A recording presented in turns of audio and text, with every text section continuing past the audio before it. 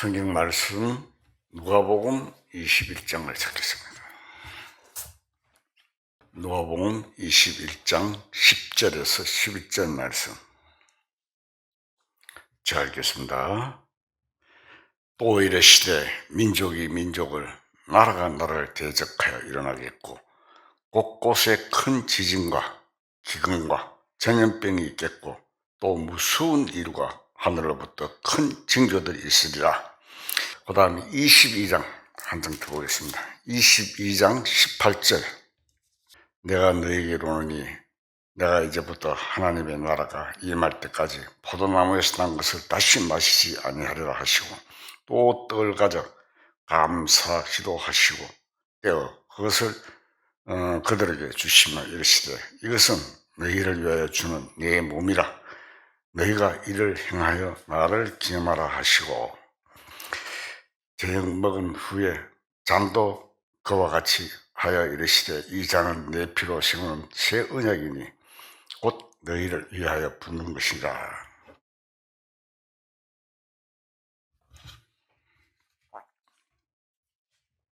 여기 방금 읽은 말씀은 예수님께서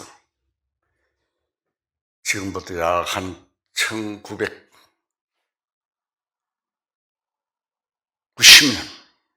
전에 십자가에 못 박히시기 전에 제자들에게 주신 교훈입니다.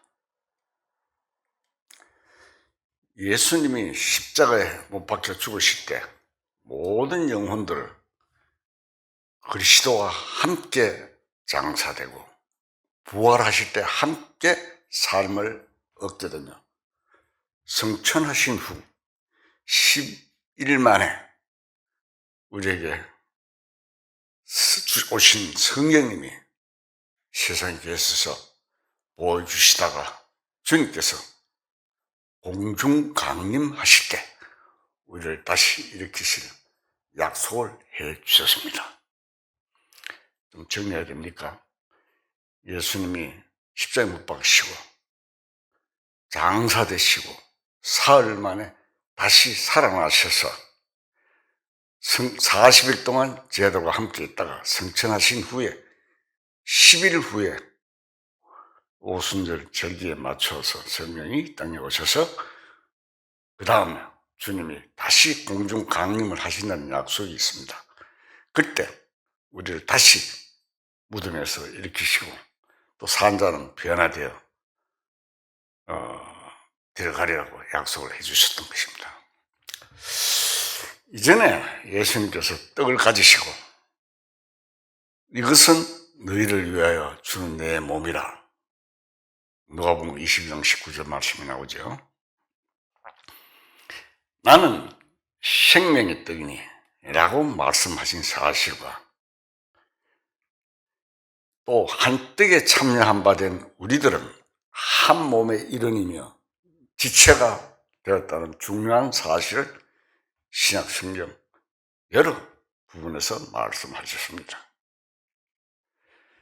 그리고 예수님께서 제자들과의 만찬 때 나누어 주신 포도주는 주님의 피라고 설명해 주셨던 것입니다. 이 잔은 내 피로 세우는 새 언약이니 곧 너희를 위하여 붓는 것이라. 누가복음 22장 20절에 보면 기록이 되어 있습니다.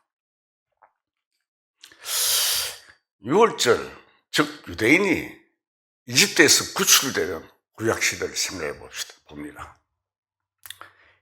이집트에서 나올 때 그들은 양을 잡아 그 피를 문 임방에 바르는 제기를 지켰습니다. 문 임방 아시죠? 문에 위에 임방과 좌우 설주를 말합니다. 그 절기를 지켰습니다. 6월절에 하나님께서 죽음의 천사들을 보내실 때 문 임방에 피가 발려 있는 집마다 장자들은 죽음을 면했습니다. 피를 하나님께서 원하셨기 때문입니다. 출애굽기 12장 13절을 보겠습니다.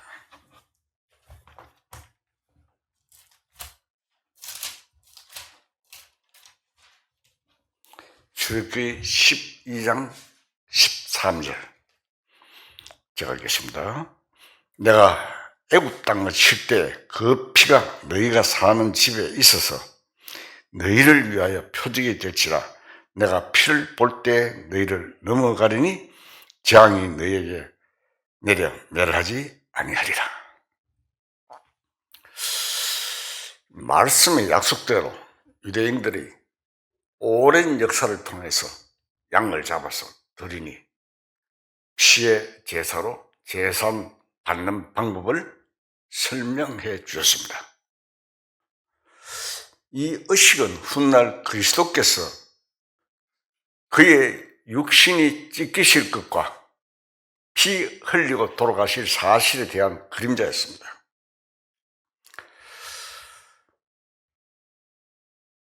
그런 오랜 의식을 지켜오던 유대인들에게 어느 날 예수님께서 오셨습니다.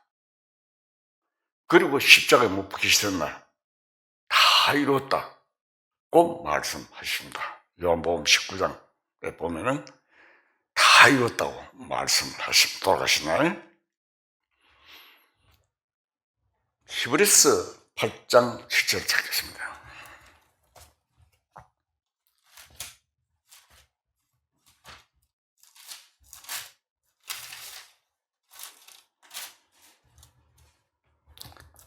히브리서 8장 7절 찾겠습니다. 저 첫 언약이 무음했더라면 둘째 것을 요구할 일이 없었으니와. 자, 첫 언약이 무음했더라면 둘째 것을 요구할 일이 없었으니와 했습니다. 둘째 것은 뭡니까? 새 언약인 것입니다. 첫 언약이 무음했을 때 흠이 없었더라면 둘째 언약이 필요가 없었다 이 말입니다. 그 둘째 언약은 바로 새 언약입니다. 예레미야 31장 한번 찾습니다.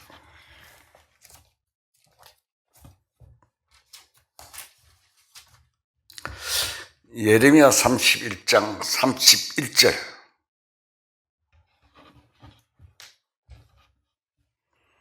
자 읽겠습니다. 여호와의 말씀이니라. 보라, 날이 이르리니 내가 이스라엘 집과 유다 집에 새 언약을 맺으리라. 이 언약은 내가 그들의 조상들의 손을 잡고 애굽 땅에서 인도해 내던 날에 맺은 것과 같이 아니할 것은 내가 그들의 남편이 되었어도 그들이 내 언약을 깨뜨렸습니다. 여호와의 말씀이니라. 그러나 그날 후에 내가 이스라엘 집과 맺은 언약은 이러하니 곧 내가 나의 법을 그들의 속에 두며 그들의 마음에 기록하여 나는 그들의 하나님이 되고 그들은 내 백성이 될 것이라. 여호와의 말씀이니라. 그들이 다시는 각기 이웃과 형제를 가리켜 이르기를 너는 여호와를 알라 하지 아니하리니 이는 작은 자부터 큰 자까지 다 나를 알기 때문이라. 내가 그들의 악행을 사하고 다시는 그 죄를 기억하지 아니하리라. 여호와의 말씀이니라.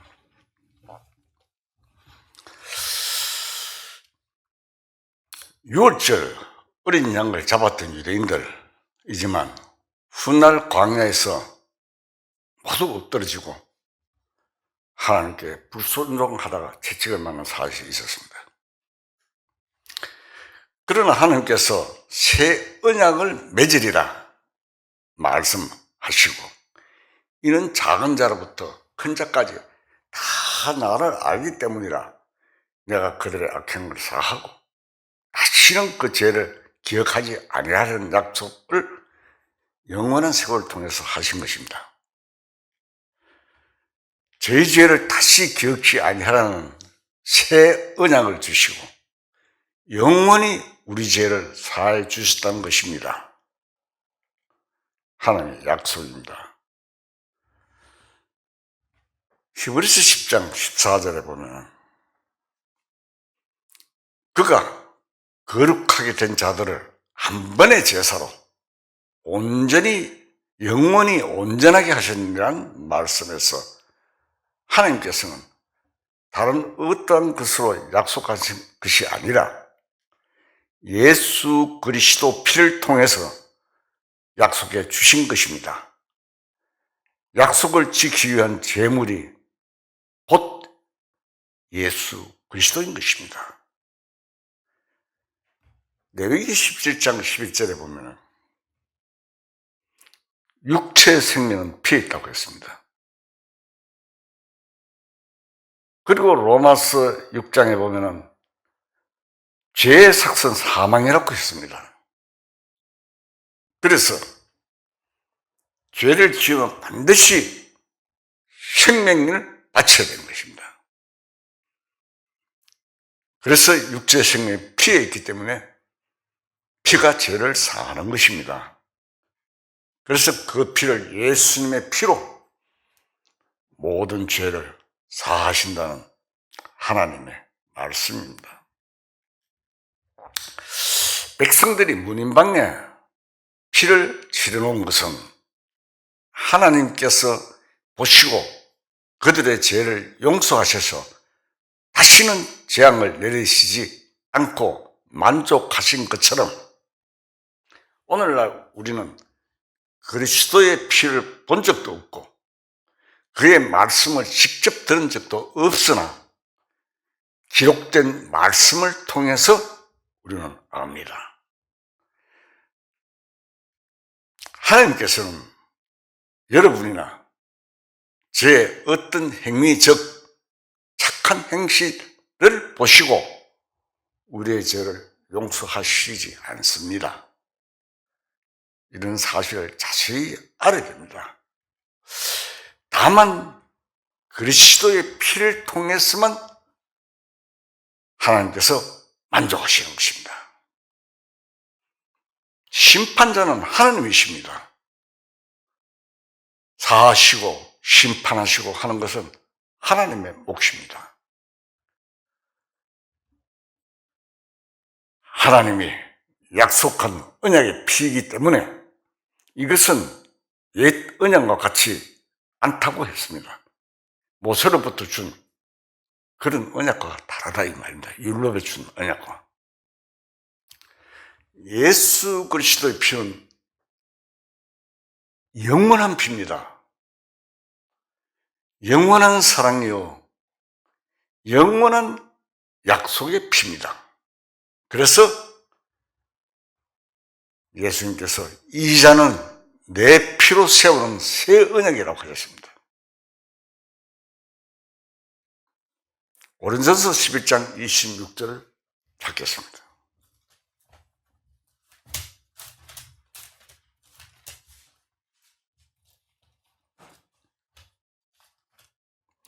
고린도전서 11장 26절이 되겠습니다.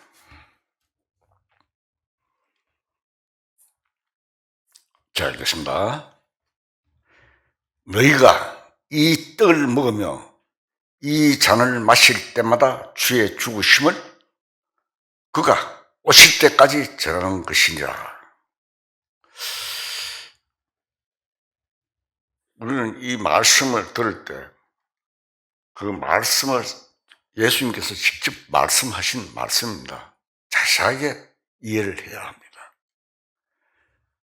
이 말씀은 성찬 예식이나 엄숙하게 거행하고 또 떡과 포도주를 먹고 마시는 것만으로 말씀을 지키는 것이 아니라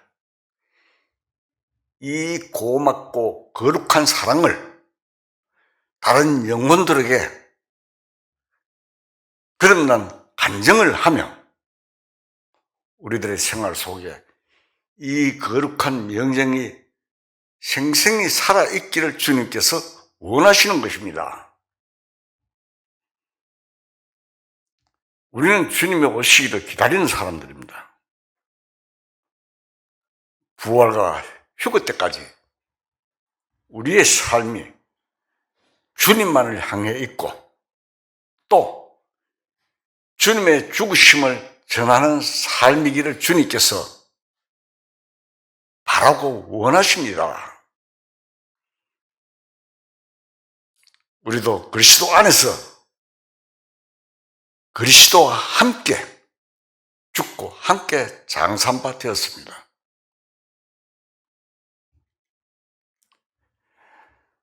그리고 하나님은 그리스도를 죽은 자 가운데서 살리신 것과 같이 우리도 새 생명 가운데서 영원히 살게 하십니다. 새 생명 가운데 삶이 이어진 영혼들은 성경에서 새 언약의 일꾼으로 삼았다고 하신 것입니다. 우리는 이 세상에 옛 언약을 이어받은 사람이 아닙니다. 새 언약의 힘찬 일꾼으로 남아있는 사람들입니다. 또 한 주일이라도 시간을 세상에서 살다가 단 하루, 그것도 몇 시간 정도의 시간을 할애하여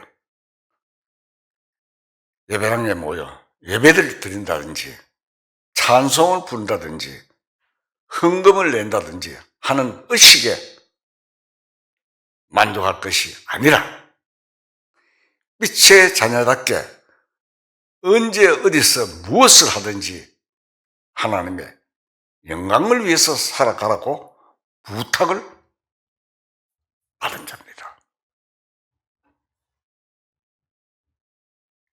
그렇다고 해서 예배를 드리지 마라, 찬송 부르지 마라, 헌금을 하지 마라, 그런 이야기가 아닙니다.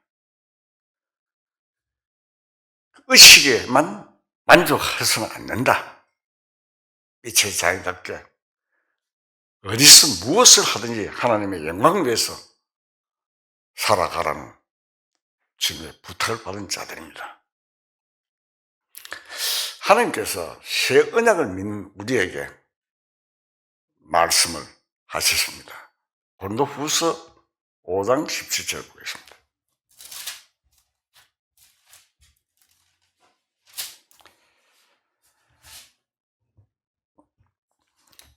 고린도후서 5장 17절.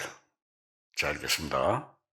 그런즉 누구든지 그리스도 안에 있으면 새로운 피조물이라.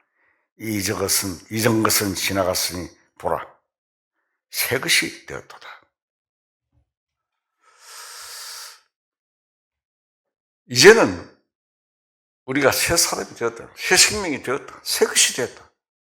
하나님 보실 때 이 새 언약을 믿는 우리에게 누구든지 그리스도 안에 믿는 사람은, 새 언약을 믿는 사람은 그리스도 안에 있는 사람들입니다. 그리고 새로운 피조물이라. 이전 것은 지나갔으니 보라, 새 것이 되었다고 우리에게 알려주시는 것입니다. 옛 사람의 죽은 행실을 벗고 새로 지음받은 사람답게 살아가기를 원하시는 말씀입니다. 새 사람답게 살기 위한 근거를 마련해 주신 하나님의 약속과 우리를 위해 예정해 주신 이 고마운 사랑에 감사하면서 주 예수님께서 나를 위해서 죽으신 것과 나를 위해서 펴신 것을 이 시간 우리는 다시 한번 감사드리지 않을 수 없는 것입니다.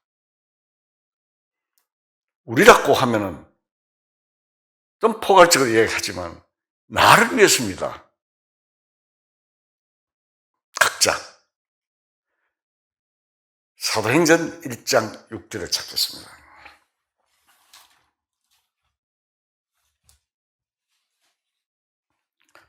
사도행전 1장 6절. 자, 읽겠습니다. 그들이 모였을 때 예수께 여쭈어 이르되 주께서 이스라엘 나라를 회복하심이 이때이니까 하니 이르시되 때와 시기는 아버지께서 자기의 권한에 주셨으니 너희가 알 바 아니요 오직 성령이 너희에게 임하시면 너희가 권능을 받고 예루살렘과 온 유대와 사마리아와 땅끝까지 이르러 내 증인이 되리라 하시니라. 이 말씀 가운데 우리가 몇 가지를 생각해 보겠습니다. 유대인들은 주께서 이스라엘 나라를 회복하심이 이때이니까 질문을 했습니다. 지금부터 약 1995년,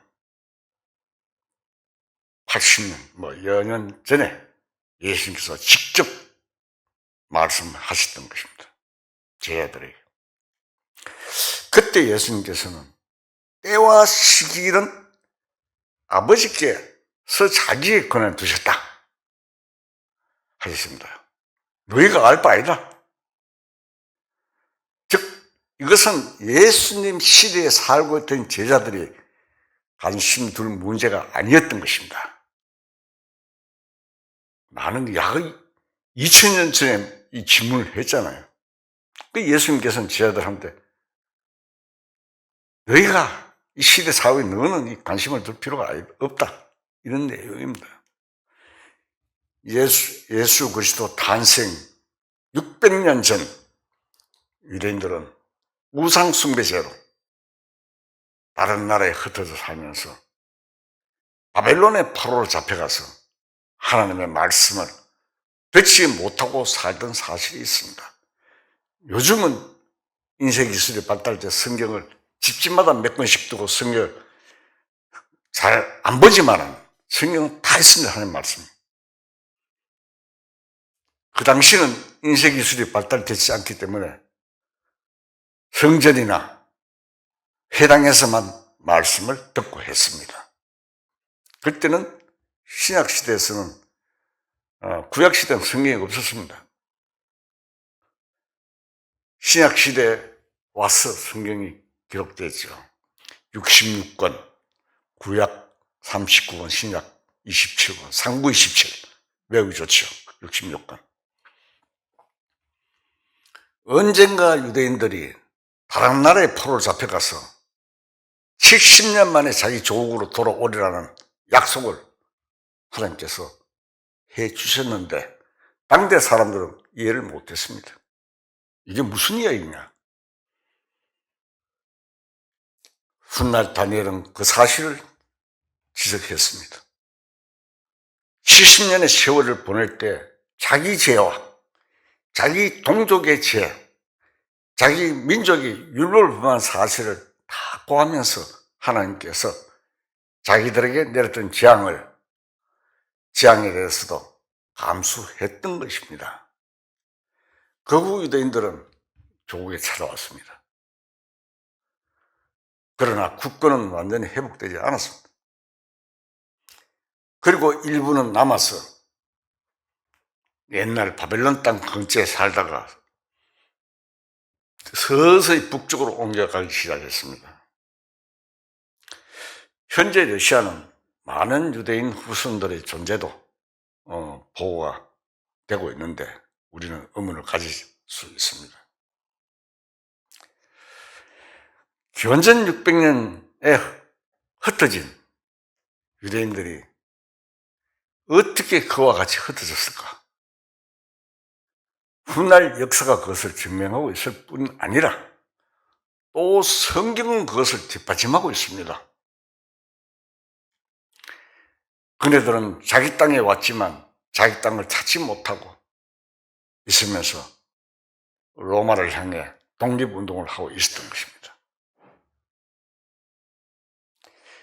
예수님께서 살아계실 때 예루살렘은 이방인의 때가 차기까지 이방인에게 발필이라.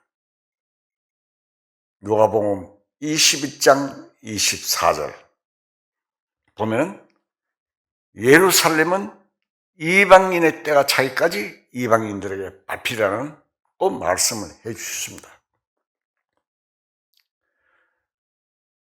이스라엘 역사 속에 보면 사울 왕, 다윗 왕, 솔로몬 왕까지 통일 왕국을 이루어 나가다가 그 후에 솔로몬 왕의 아들 르호보암과 솔로몬의 신부 여로보암 사이에 분쟁이 생겨서 나라가 분열하여 그 후에는 전쟁이 쉴 새 없이 일어났습니다. 두 쪽으로 분열된 후 다시 바벨로니아에 멸망해버린 운명이 유대인 역사 속에 남게 된 것입니다. 유대인들은 나라가 파멸된 후 오랜 세월 동안 괴로움을 안고 살았습니다. 그들은 왕들이 저지른 죄로 인하여 생긴 전 국민의 고통이었습니다. 우리나라 강산도 둘로 단절된 것은 우리 민족의 죄가 아니고 우리 뒤편에서 쌍방이 서로 도와준다던 강대국의 이권 때문입니다.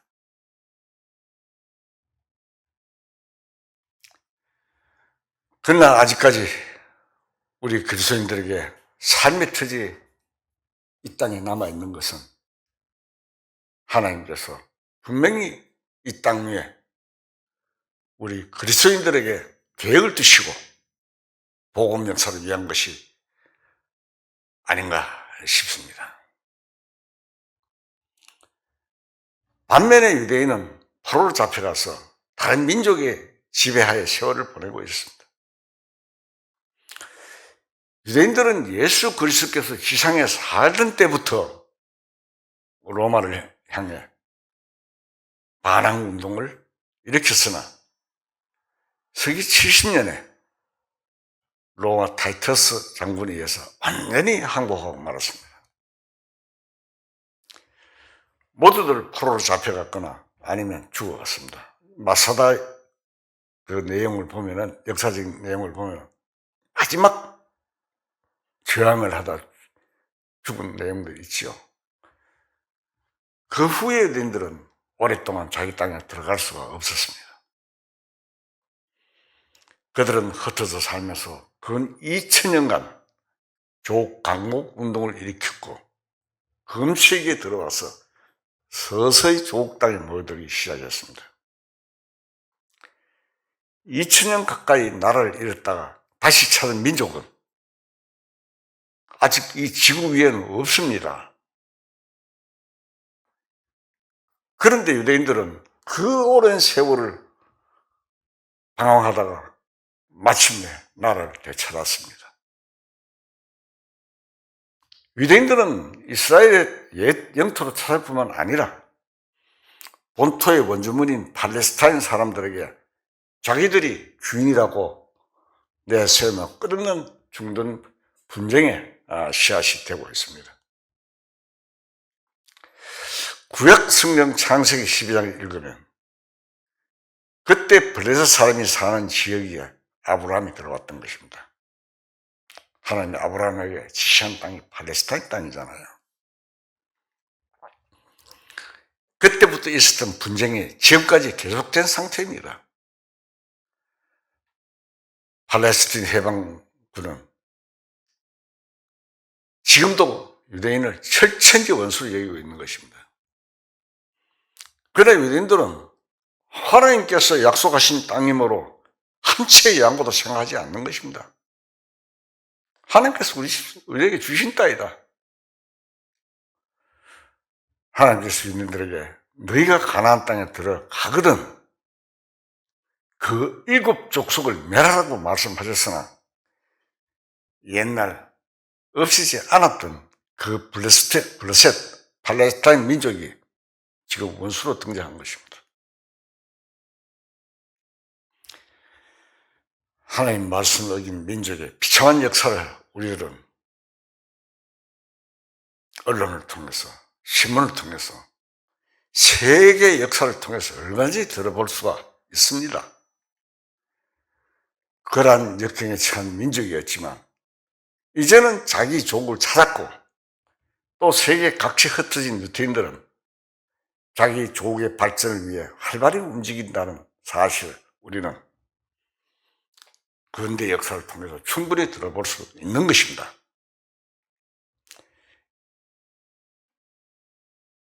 예수 그리스도께서 주께서 이스라엘 나라의 회복하심 이니 때니까 직문할 때 예수님이 뭐라고 했다. 때와 시기는 아버지께서 자기 권한에 두셨으니 너희가 알 바 아니요 하셨는데, 이제 하나님의 계획과 하나님의 권한이 어느 정도 이루어져 가는 것이 보이는 것 같습니다. 그들이 자기 땅에 다시 찾은 것을 아무도 부인할 수 없고 역사가 그것을 증명하고 있습니다. 그런데 예수님께서 살아계실 때 이스라엘의 회복과 기독교의 역사 마지막에 복음이 땅 끝까지 전파되는 사실이 일치된다는 말씀을 해주셨습니다. 이스라엘 회복, 기독교 역사 마지막에 복음이 땅 끝까지 전파되는 사실이 일치된다는 말씀을 해주신다고 말씀을 드리고 있습니다. 이 천국 복음이 모든 민족에게 증언되기 위하여 온 세상에 전파되어야 되리니 그제야 끝이 오리라. 마태복음 24장 14절에 기록되어 있습니다. 여기에 약속과 그때가 되면 난리와 난리 소문을 듣겠으나 너희는 상가 들어가지 말라. 이런 일이 있어야 돼. 아직은 끝은 아니니라. 민족이 민족을, 나라가 나라를 대적하여 일어나 있고 그것이 곳곳에 지진과 기근이 있으리니 마태복음 24장에 보면 마지막 때를 말씀해 주셨습니다. 제자들에게. 우리는 이 예언이 해를 거듭할수록 점점 더 강도가 심해져 가고 있음을, 말세가 가까움을 알 수 있는 것입니다. 그냥 이야기로 흘러가는 것이 아니라 지금 우리에게 그러한 일들이 닥쳐지고 있다 이 말입니다. 그런데 또 한 가지 놀랄 만한 것은 민족이 민족을, 나라가 나라를 대적하여 일어나겠고, 말씀대로 현대는 각 나라와 나라의 사람들은 거의 다 끝나가고 있고, 이제는 민족과 민족의 되게 또렷해지고 있습니다. 그 옛날 민족이 혼합되지 않고 단일했던 시대에는 다른 민족과의 전쟁이 있었지만 이제는 한 나라에 여러 민족들이 섞여 살고 있어서 양상이 좀 달라졌습니다. 그렇지 않습니까? 지금 미국에도 이민을 가서 많은 나라에서 살고 있습니다. 와서. 중국도 소수 민족이 이루어진 나라입니다. 우리나라도 이제 많은 사람들이 와 살지요. 이러한 때에 민족이 민족을, 나라가 나라를 대적하여 일어나겠고 곳곳에 기근과 지진이 있으리니 이 모든 것은 재난의 시작입니다. 마태복음 24장에 기록되어 있습니다. 기근과 전염병이 있었고, 누가복음 21장 11절 읽을 때 내용이 나왔죠. 세월이 가면 갈수록 어술이 발달되면 될수록 큰 병들이 더 나돌게 됩니다. 우리나라에도 코로나니 이름도 들어보지 않은 병들이 많이 있지요.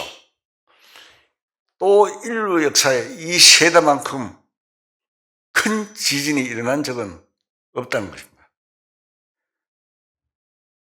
지진이 일어나서 조금 사망자가 생기는데 이제는 뭐 통째로 매몰되잖아요.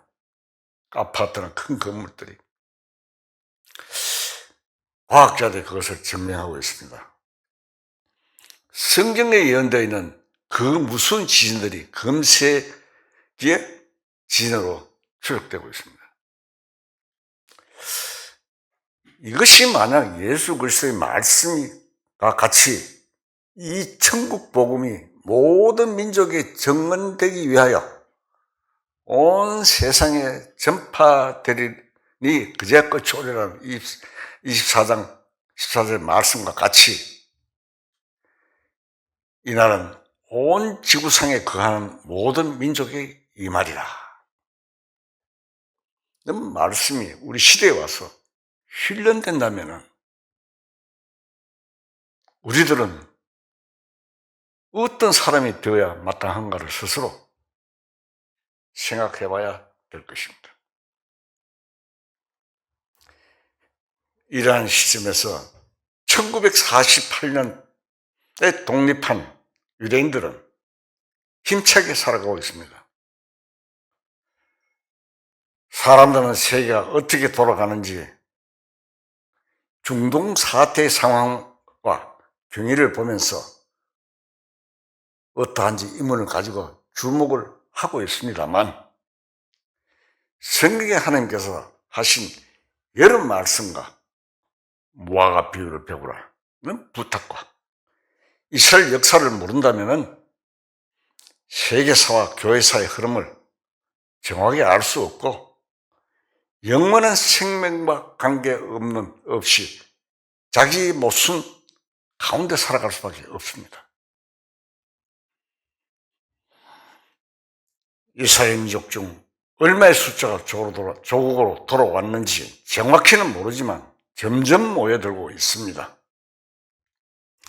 세계 어떠한 민족들도 그 민족만큼 강인한 성격을 가지고 강직하게 자기 조국을 사랑하고 자기 조국을 그리워하고 찾을 만한 의무와 용기를 가진 민족은 찾아보기 드물다 해도 과언이 아닙니다.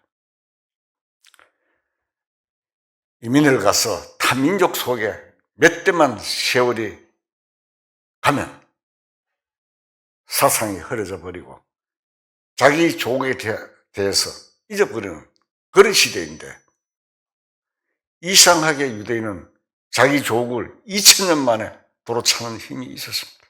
이게 우연일까요?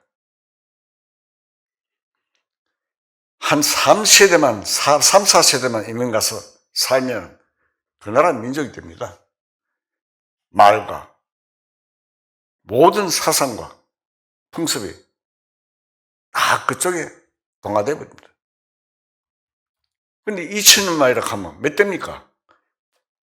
요즘은 뭐 100세 시대를 하지만 90살까지 해도 몇 대가 흘러가는 거야. 응? 25세대 정도 이상 산다 하면은 자기 나라를 찾겠습니까? 그것도 강원도 땅만한 나라. 적은 나라. 우리는 정말 하나님의 계획과 역사하심과 하나님의 힘을 우리는 상세하게 알아야 합니다. 이스라엘의 회복과 때를 같이 하여 성경대로 모든 준비가 착착 이루어지고 있습니다. 구약 성경 유대인들이 6월절이라는 절기를 애굽에서부터 지켜온 것은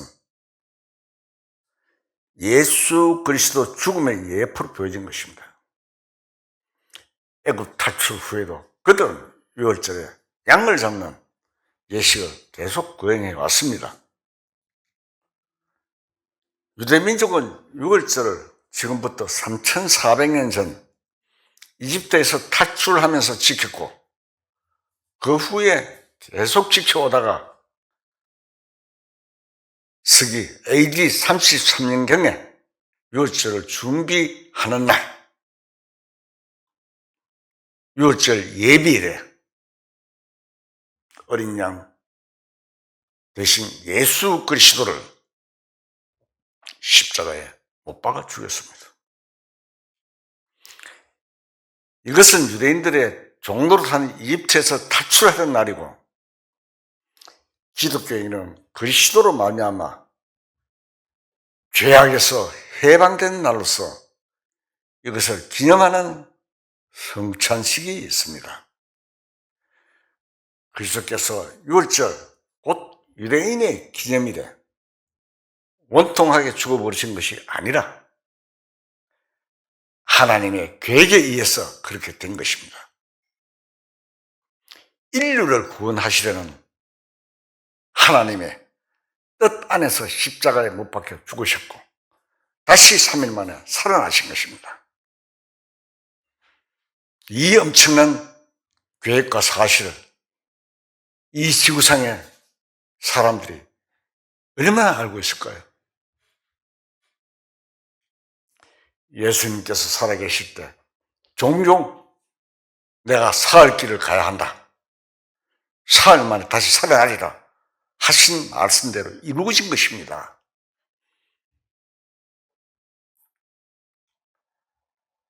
구약 성경 레위기 23장에 보면 7절기가 나옵니다. 유대인들의 절기 가운데 유월절, 무교절, 다음에 초국절이 있습니다. 유월절은 그리스도의 죽음입니다. 무교절은 장사된 날을 기념하는 날입니다. 초국절은 예수 그리스도께서 부활하신 것을 기념하는 날입니다. 안식 후 이튿날 단을 가지고 흔든다는 것은 부활을 의미하는 말입니다. 그 다음 이튿날을 합해서 50일이 되면 오순절 절기를 지켰습니다.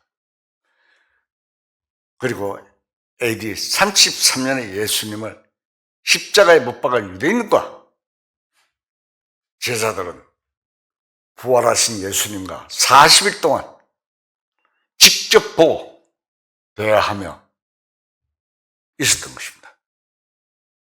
그냥 3일 만에 부활하셔서 그냥 하늘로 승천해버리신 게 아닙니다.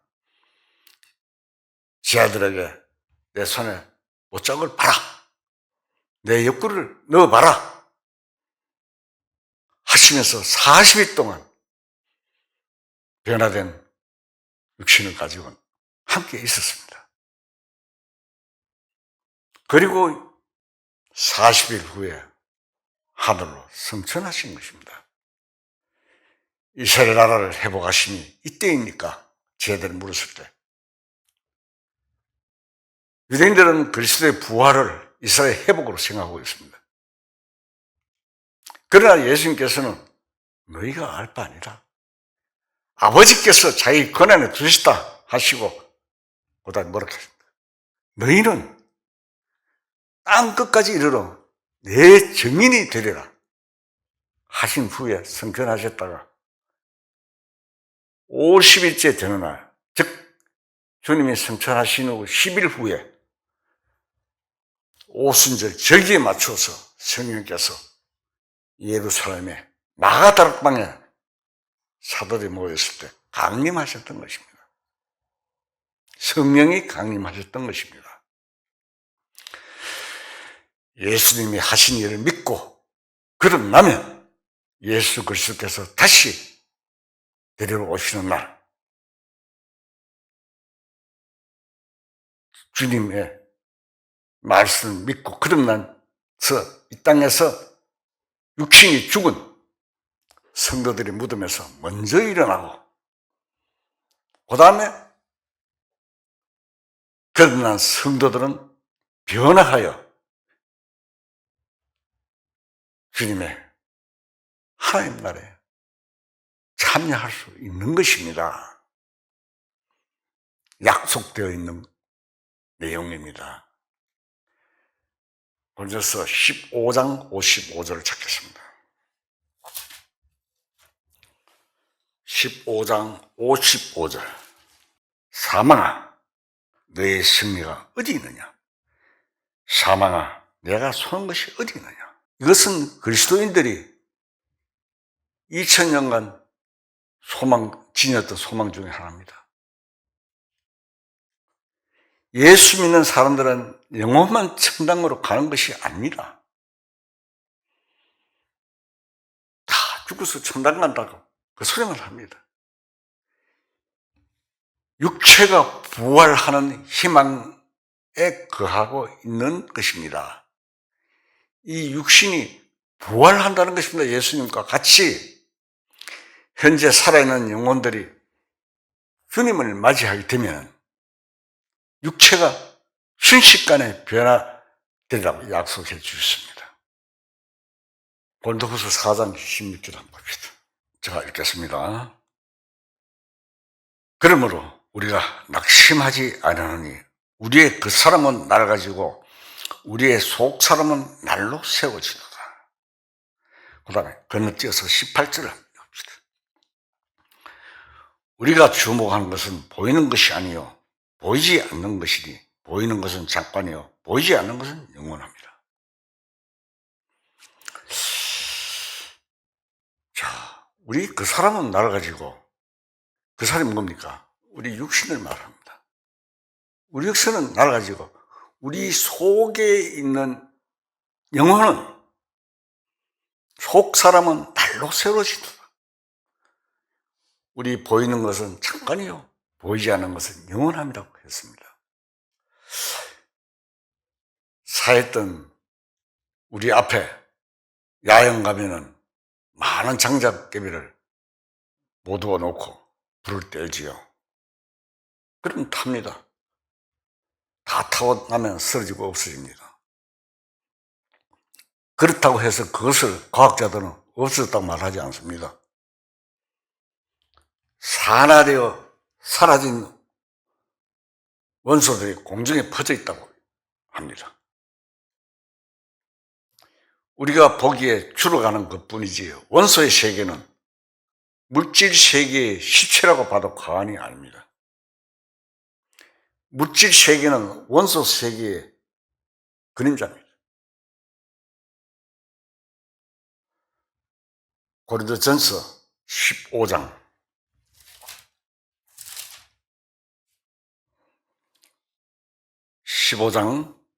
38절 고린도전서 15장 38절 제가 읽겠습니다. 하나님이 그 뜻대로 그에게 형체를 주시되 각 종자에게 그 형체를 주시니라. 그 다음에 44절 한번 봅시다. 시간이 없기 때문에 제가 건너뛰는 것입니다. 육의 몸으로 심고 신령한 몸으로 다시 살아나나니 육의 몸이 있은즉 또 영의 몸도 있느니라. 이 세상은 없어져도 하나님의 말씀은 영원 불변 없으시지 않습니다.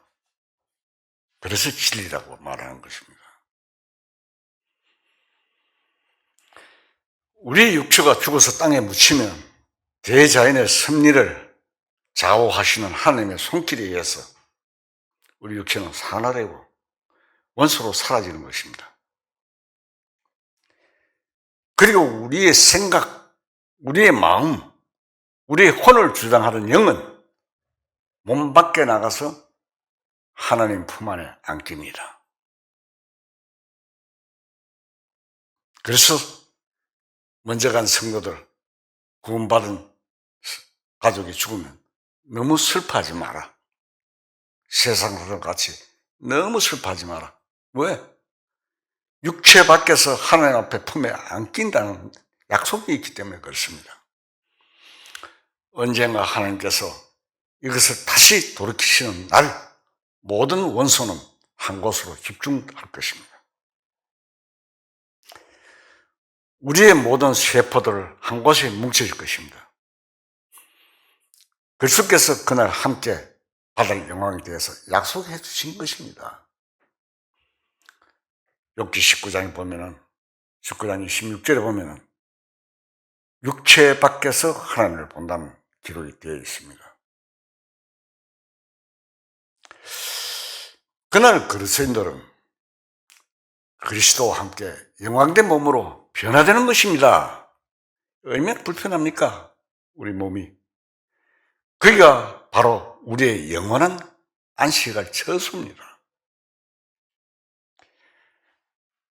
그리스도께서 우리를 위해서 예비하신 집입니다.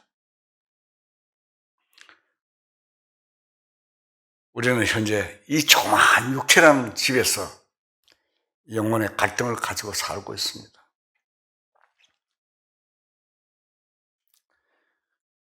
그러나 영원한 몸으로 변하고 계속해서 통치하시는 날은 우주가 바로 우리의 고향이라는 것입니다. 그때는 이가 빠져도 임파라다 할 필요 없어요. 이도 안 빠집니다. 새 것으로 바뀝니다. 여기에 비밀이 있습니다. 저 공중에 영광의 그리스도를 맞이하게 됩니다. 꿈이 아닙니다. 사실입니다. 우리는 늘 이 찬송을 하고 있지 않습니까?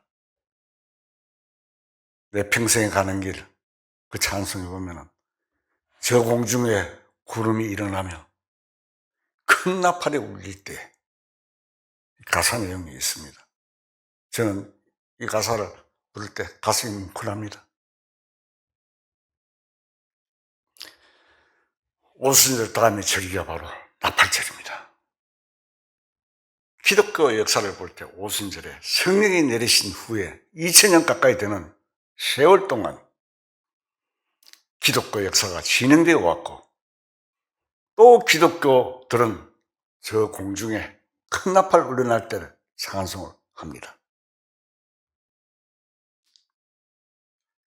그 사실이 이루어지는 날, 성도들은 저 하늘을 위해서 주를 찬양하게 됩니다.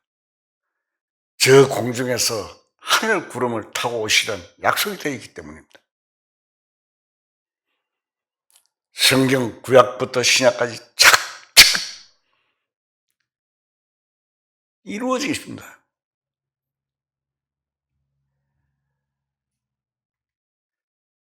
어느 산이나 어느 재단에 오신다는 기독교 사기꾼들의 거짓말과는 전혀 완전히 다릅니다. 주님은 그렇게 오시는 것이 아닙니다. 그리고 이방인에게 주어진 기회는 그 시점에서 끝나버리는 것입니다. 마냥 구원받고 그러한 시기는 기회는 없습니다. 나팔책 울려 퍼질 때 우리는 다 가야 합니다. 성령이 가실 때 함께 가야 합니다. 이제 마지막 유대인들의 회복 기간만 남아 있습니다. 참으로 거듭난 교회의 역사는 끝나버리고 형식적으로 외형을 좋아하는 기독교만 남아있게 되면 라오디게아 교회, 마지막 교회죠. 남아있게 되면 그들은 전 세계 교회를 통합시키고 한 인간의 통치 아래로 몰아갑니다. 세계 역사는 마지막 대전쟁을 준동해서 맞이하게 될 것입니다. 이스라엘과의 이 전쟁은 세계 대전으로까지 번져가며 신약성경의 아마겟돈 전쟁으로 이미 지적되고 있습니다. 그 강활한 머깃도에서 갈멜산 밑에 머깃도 광야가 있습니다. 광야. 많은 피를 흘리게 하는 전쟁으로 이 지구의 종말 전쟁인 것입니다. 그것이 언제 있을지는 아무도 모릅니다. 다만 하나님 아버지만 아시는 그날, 때와 기한은 아버지 시간을 두신 사실이 이루어지는 날,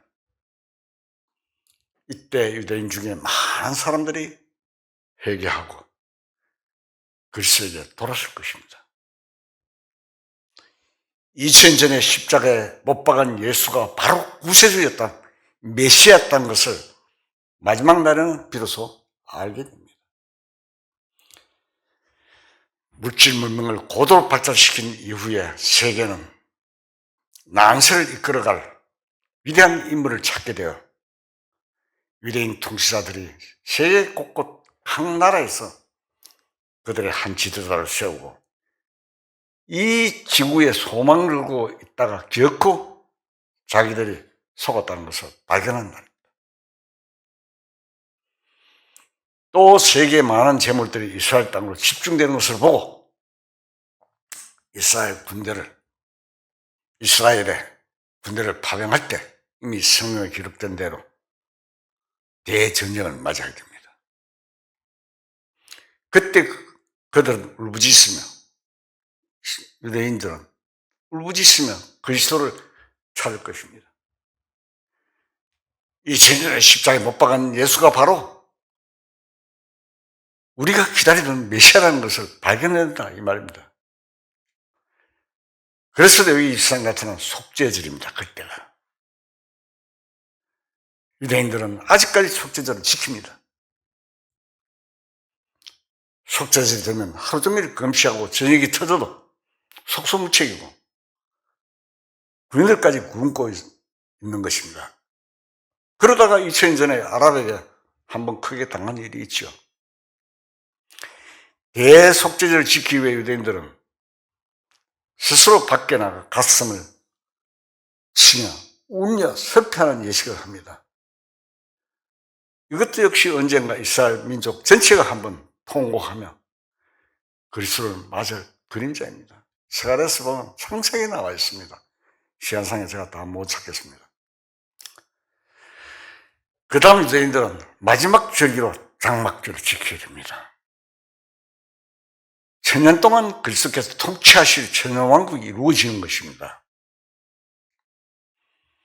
거기에는 아이들이 독사의 굴에 손을 넣어도 해를 받지 않고 사자가 소처럼 풀을 먹는다고 했습니다. 맹수들과 어린 양들이 함께 놀며 여호와의 동산에는 절대로 해야 되는 것이라 상함도 없고 여호와를 아는 지식이 세상에 충만할 것이라고 했습니다. 이러한 일들이 일어나기 전에 대전쟁이 있다는 것입니다. 이 전쟁에 쓰이는 많은 무기들은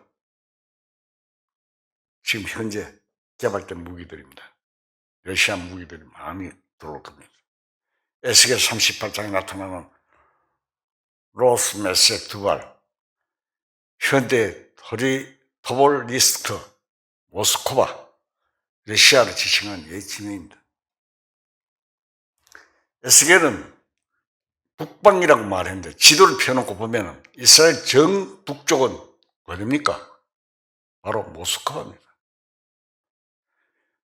또 성경은 유대인들을 동방과 서방에서 모으려는 약속을 북쪽에서 이렇게 모아라. 남쪽에서는 가두지 말라. 이사야 43장에 기록되어 있습니다. 남쪽 이집트는 끝까지 대이스라엘 정책, 통일 아랍 세력권을 이용하는 방안을 고수할 것입니다. 우리는 이때 하나님의 말씀이 얼마나 정확하고 적중하는가를 한번 생각해 봐야 할 것입니다. 마지막 날 대전쟁을 치른 유대인들은 가운데 회개하는 운동이 일어날 것입니다. 그때 회개하는 사람의 숫자는 성경에 기록된 대로 계시록에 12지파 중에 12,000명씩 해서 14만 4천명입니다. 많은 사람들이 생각할 때 너무 숫자가 적지 않느냐고 할 것입니다. 그렇지 않습니다. 대환란 중에 14만 4천 명이 돌아선다는 것은 굉장한 숫자입니다. 우리 민족이 100년간 기독교가 진행해 왔지만 과연 얼마의 숫자가 그러는지 비교해 보면 이해할 수 있을 것입니다. 거기다 어린아이와 여자를 또 뺍니다. 장정의 숫자만 그렇다고 했습니다. 유대인들은 7년 동안 당하는 환란 속에 이 많은 무리 14만 4천 명이 돌아올 약속이 되어 있습니다. 그래서 남자, 여자, 어린이 합한다면 그 모두는 숫자가 굉장히 많을 겁니다. 그 많은 사람이 돌아서서 하나님 앞에 인치는 날이 오는 것입니다. 이스라엘 민족이 마지막 70주의 허물을 마지막 치르는 것입니다. 그리고 이 세상 땅 위에 전쟁에 시달렸던 역사는 가고 1000년 동안 그리스도께서 통치하는 왕국이 옵니다. 이것은 이 지구상에 어떤 기독교인들이 이루려고 해도 안 되고 이 지상에 어떤 교단이 이루려고 해도 안 되었던 것을 우리 주 예수 그리스도께서 이루실 것입니다. 또 이 지구에 성경을 오판한 공산주의자들이 자기들의 왕국을 만들려고 애쓰고 끈질긴 노력 속에서도 이루어지지 않았던 그것이 예수 그리스도 말미암아 영원히 계획된 대로 이루어지는 것입니다. 그리고 지금까지 지구의 역사 속에 생존했던 모든 사람들은 비록 선했던 악했던 간에 요한계시록 20장 후반부터 나타난 심판을 받게 되는 것입니다. 하나님께서 양심의 범죄 여부에 대한 현장 검증을 한다는 것입니다. 인간의 모든 행적이 적나라하게 폭로되는 날입니다. 다음에 하나님께서 생명책을 펼쳐놓으실 때 자기 이름이 없으면 어떻게 됩니까? 지옥행입니다. 계시록 20장 15절 찾겠습니다. 계시록 20장 15절 찾겠습니다. 누구든지 생명책에 기록되지 못한 자는 불못에 던지시더라. 무서운 사실입니다. 하나님의 심판대 앞에 서기 전에 나는 하나님의 심판을 피할 준비를 갖추었는가를 생각해 봐야 합니다. 히브리서 9장 27절에 보면 한 번 죽는 것은 사람에게 정해진 것이요 그 후에는 심판이 있으리니 여러분들의 지혜과 지식 수준에 대해 하나님께서는 별로 관심 없습니다. 여러분들의 영혼이 하나님 앞에 어떻게 되었느냐 하는 사실에 관심을 두고 계신 것입니다. 그러다가 생명체에 이름이 없는 사람들에게는 기록된 말씀대로 이루어지는 것입니다.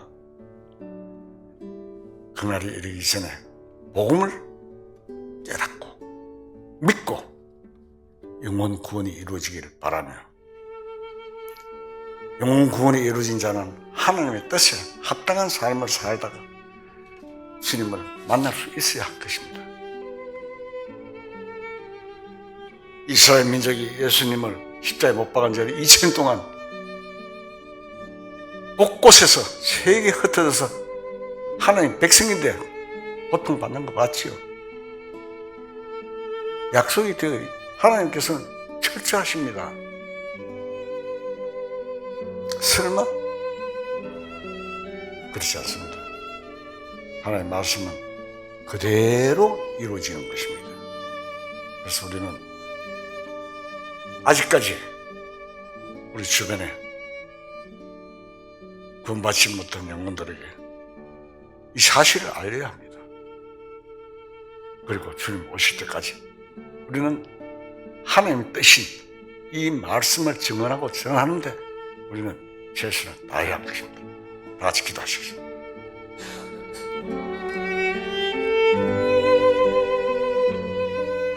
천지 만물을 지으시고 거룩하시며 공의로우신 하나님 아버지,